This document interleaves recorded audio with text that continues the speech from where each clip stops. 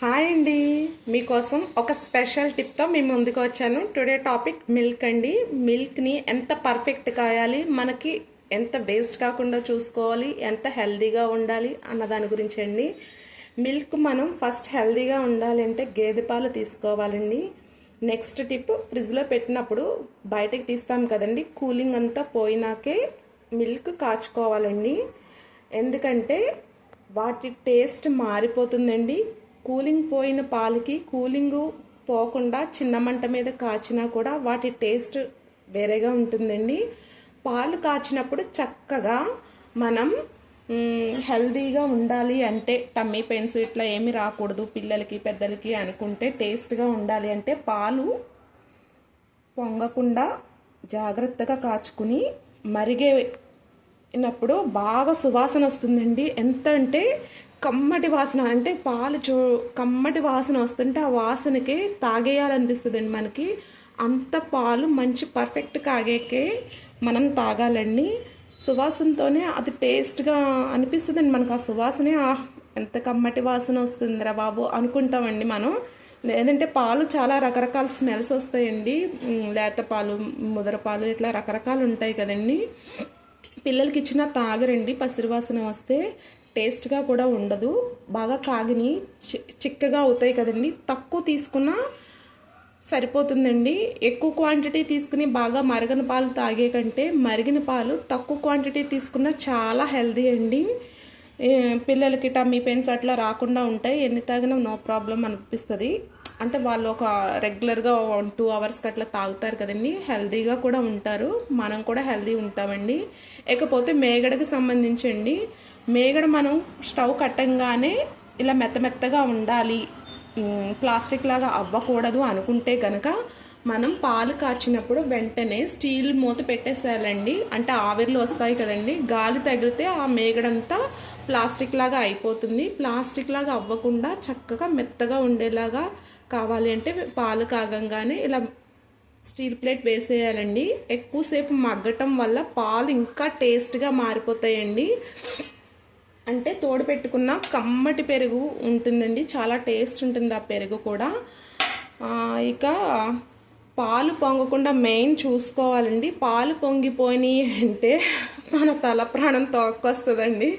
ఎందుకు ఇట్లా అంటున్నానంటే, ఏం లేదండి, ఈ స్టవ్ నిండా మొత్తం మలిగిపోతుందండి. వాటిని క్లీన్ చేయడానికి 1/2 అవర్ 1 అవర్ పడుతుందండి. రుద్ది తోముకోవాలి. ఎందుకంటే మంట మీద కూడా పడిపోతాయి కదండి. పాలు పొంగినప్పుడు మసంతా కట్టేస్తుంది.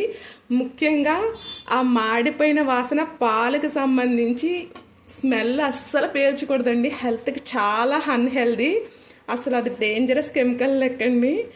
సో మీరు అట్లా పొంగకుండా చూసుకోండి. పొంగకుండా చూసుకోవడం వల్ల ఇంకో బెనిఫిట్ ఉందండి. పొంగితే అరకప్పు నుంచి కప్పు వరకు వెళ్ళిపోతాయండి పాలు. మ్యాక్సిమం 1/2 కప్ లెగిసిపోతుంది. అంటే మనం గేదె పాలు కొనుక్కుని సగం నేలపాలు చేసుకోకుండా హ్యాపీగా దాన్ని జాగ్రత్తగా ఇది చేసుకొని నీట్గా కాగాక చక్కగా మూత పెట్టేసుకోండి. ఇకపోతే మేగడ టీ అట్లా ఇష్టపడారండి. అంటే కాసేస్తారు కొందరు, బద్దకం వేసి క్రీమీ మిల్క్ తెచ్చుకుని కాసేస్తే టీ తొట్టులోకే ఉండిపోతుందండి. ఆ క్రీమ్ అంతాని వేస్ట్గా అయిపోతుంది. మనం పాలు కాచుకున్నప్పుడు, ఇప్పుడు నేను లీటర్ కాచాను అనుకోండి, ఇందులో నేను కొంచెం తోడుకి తీసేస్తా, టీకి సెపరేట్ ఇట్లా ఉంచేస్తానండి కొన్ని పిల్లలకి ఇవ్వటానికి. కన్వా పాలని తోడు పెట్టేస్తా. తోడు పెట్టినప్పుడు ఏం చేస్తానంటే ఈ మేగడంతా కూడా ఆ తోడులోకి వేసేస్తానండి. అంటే వెన్న తీసుకోవడానికి చక్కగా యూజ్ అవుతుంది. ప్లాస్టిక్ లాగా అయిపోయింది అనుకోండి, అది మేగడ మనకి ఎంతో రాదండి. పైగా దానివల్ల యూజ్ కూడా ఉండదండి. అదంతా అయిపోయినట్టే, దాంట్లో మొత్తం అన్నీ పోయినట్టేనండి. ఇంకా ప్లాస్టిక్ది ఏం చేసుకుంటామండి. అప్పుడు మేగడ కూడా సరిగా ఉండదు, మనకి నెయ్యి కూడా ఎక్కువ రాదండి. సో ఈ టిప్ చక్కగా అందరూ ఫాలో అవ్వండి. కమ్మటి పాలు తాగినప్పుడు మనకి హెల్తీగా ఉంటుందండి. ఏమి ఇన్ఫెక్షన్స్ అట్లా ఏమి ఉండదండి చక్కగా. సో ఇలా రాగి గిన్నె, అడుగున రాగి ఉండి ఇలా దలసరిగా ఉన్న గిన్నె పెట్టుకోండి. జస్ట్ ట్యాప్ కింద పెడితే చాలండి, వెంటనే నానిపోయి చక్కగా ఇలా పైన వదిలిపోతాయండి. పలచని గిన్నెలు మాత్రం పాలకి వాడకండి.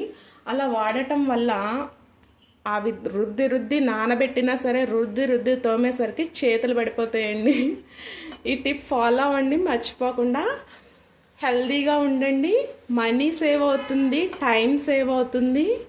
పాలు పొంగకుండా ఉంటే మనీ సేవ్ అవుతుందండి. టైం చిన్న మంట మీద కాచుకుంటే టైం కూడా సేవ్ అవుతుంది. పైగా కూలింగ్ లేని పాలు కాచుకుంటే వెరీ టేస్టీ అండి. తోడు పెట్టుకున్న పెరుగు కూడా వెరీ టేస్టీ ఉంటుందండి. నేను ఈ టిప్ 10 ఇయర్స్ నుంచి ఫాలో అవుతున్నా. మీకు కూడా నచ్చితే లైక్ చేయండి, షేర్ చేయండి, కామెంట్ చేయండి. ప్లీజ్ సబ్స్క్రైబ్ చేసుకోండి. మరిన్ని టిప్స్కై ఫాలో అవ్వండి నా ఛానల్. బాయ్ అండి.